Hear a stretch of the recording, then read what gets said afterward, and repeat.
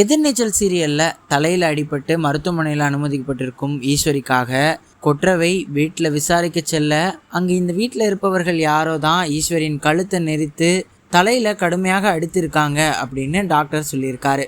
இந்த வழக்கை விசாரிக்கும் அதிகாரி நான் தான் அப்படின்னு சொல்ல கடுப்பாகும் ஆதி குணசேகரன், வெளியில் போ, சும்மா நடு வீட்டில் இருந்துக்கிட்டு கத்திக்கிட்டு இருக்காத அப்படின்னு கத்துறாரு.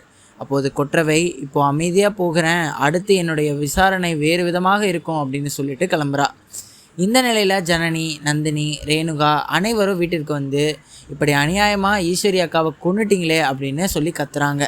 அப்போது குணசேகரன், யாரை சொல்கிற நீனு?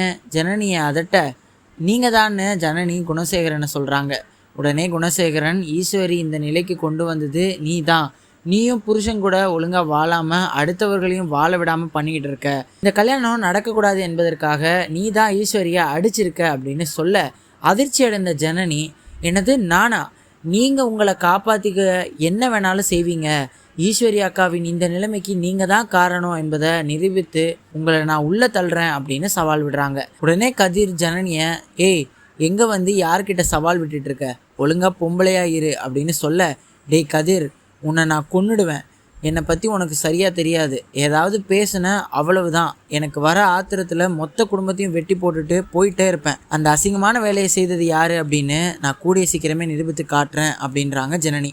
இதையடுத்து என்ன நடக்க போகுது அப்படின்றத பொறுத்து தான் பார்க்கணும்.